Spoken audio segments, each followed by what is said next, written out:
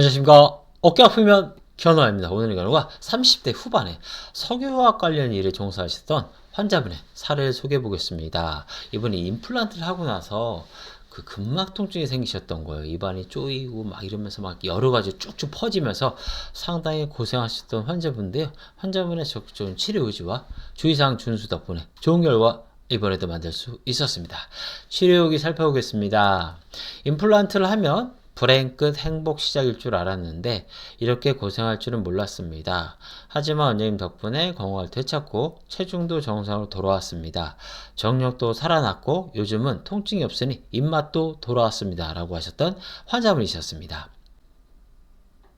동작구 사당동에 사시는 30대 후반에 석유화학 관련 일에 종사하는 분이셨습니다.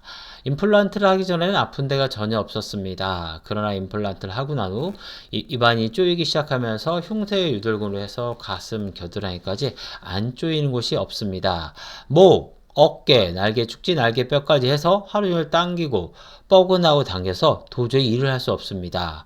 최근에 결혼도 했는데 부부 생활도 원활하지 않고 체중도 3개월 사이에 무려 5kg 정도 빠진 것 같습니다. 제발 저 좀 살려주세요 라고 하셨던 환자분이세요. 특히 이제 근막 통증은요, 이런 분이 더 고생하게 돼요. 근막 통증이 오기 전에 어디 아픈 데도 없었다. 병원에 가서도 뭐 약 하루치 겨우 받아올 정도 한 번 먹으면 버렸다. 이렇게 나는 늘 건강에 자신 있었다. 어디 아픈 데도 없었다 하는 분들이 근막 통증에 걸리고 나면 정말 굉장히 고생하신 분이 있는데 이 환자분 같은 경우도 그런 분이 케이스였어요. 임플란트 하기 전에 병원 신세를 져본 적이 없다고 하는데 하고 나서 막 입안도 쪼이면서 흉쇄 들고 가슴 겨드랑이 쭉쭉 퍼져나니까 뭘 어떻게 할 수 없는 거예요. 그러면서 결혼까지 했는데 부부 생활까지 안 되고 막 체중도 빠지면서 이제 막 뭐 이제 죽게 생긴 거예요. 그러면서 오셨는데 그래도 환자분께서 누구보다 치료 의지가 강하셨고 좋은 결과 만들려는 의지가 강하셔서 좋은 결과 만들 수 있었습니다. 근막 통증의 원인 살펴보겠습니다. 첫 번째, 내적인 원인. 강박적 집착하는 성격, 자기 원래 철저히 성격 분들이 장기간 과도한 스트레스에 놓치면서 빵 터지는 게 뭐다? 바로 근막 통증입니다. 근막 통증은 통증이란 말이 들어가 있지만 아프지 않아요. 병원과 설명해도 아픈 건 아닌데 설명하기 힘든 불편함. 뻐근함, 결림, 당김, 쪼임, 저림, 콕콕질림, 쓰라림, 아림, 4살 같지 않음, 좀 더 발전하면 화끈거려요, 서늘해요. 이런 표현을 하는 게 바로 근막 통증입니다. 여기에 이제 외적인 원인은 잘못된 자세, 과음, 과로, 분리막이 터지면 더 심해지고요. 물론 내적인 원인 없이 외적인 원인으로 발생하기도 합니다. 그 다음에 세 번째 이제 외상, 뭐 교통사고라든가 뭐 비행기 사고 같은 것들 또는 특발성, 별다른 원인 없이 근막 통증이 발생하기도 합니다.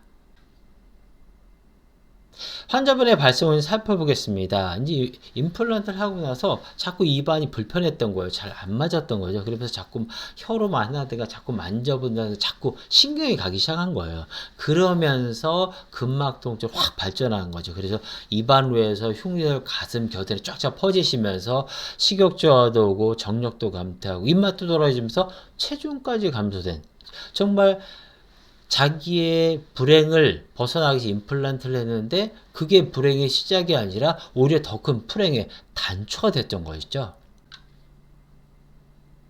환자분의 적용 주의사항 살펴보겠습니다. 일단 불필요한 자극을 하지 말라고 하셨어요. 뭐 혀로 자극을 한다가 만진다든가 신경을 꺼주시고 자꾸 신경이 가시면 딴 생각을 하시는 것도 좋고 아픈 부위 아이스별 사포시 되는 것도 좋다 말씀드렸고요. 본인만의 확인법. 이제 근막 통증이 오래될수록 아실 거예요. 근막 통증. 거기 자꾸 확인하고 자꾸 풀려고 막 이러시거든요. 근데 풀리지 않아요. 그런 풀림은 근육통에서 가능하죠. 근막 통증은 소중한 여러분의 몸에 신경을 끌수록 대항하지 않을수록 확인하지 않을수록 더 빨리 벗어날 수가 있습니다. 환자분의 적용한 치료 방법을 살펴보겠습니다. 목, 어깨, 등, 가슴, 겨드랑이 주변 근육을 풀어주면서 아픈 곳을 확인하지 말고 바른 정렬을 도와주면서 기혈순환을 정상화시켜 근막 통증의 재발을 막아주고 원기를 끌어올려 근막 통증을 유발한 입, 주위 근육을 기본으로 근막의 정상을 도와주면 괴로움과 고통에서 벗어날 수 있습니다. 견우방송 보시는 분은 잘 아실 거예요. 견우방송의 핵심 뭐다? 증상별 주의사항. 근막 통증은 기본적으로 일단 만지거나 마사지 확인을 하면 오래갈 수밖에 없어요. 왜? 근육통이 아니에요. 여러분이 근막 통증이 한 부위를 자꾸 주물러가 마사지하면 일단 그 자극으로 인해서 안 아픈 것일 수도 있겠지 모르지만 그 자극이 근막의 통증 유발점을 활성화시켜 점점 퍼지게 돼요.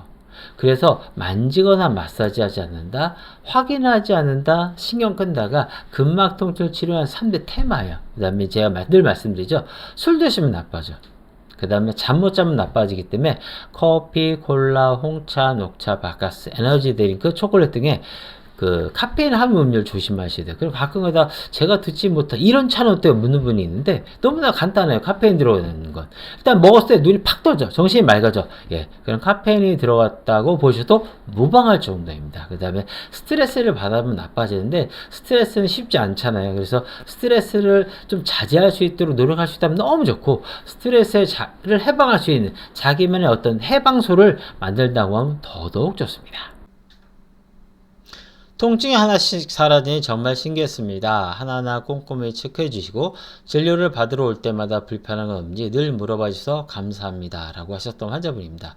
환자분께서는 임플란트를 통해서 더 큰 행복을 이루려고 하셨지만 임플란트를 하시면서 입안이 쪼이고 당기고 상당히 고생하시기도 하셨어요. 그러나 환자분께서 누구보다 치료제가 강하셨고 주의사항을 잘 준수해 주셔서 좋은 결과 이번에도 만들 수 있었습니다.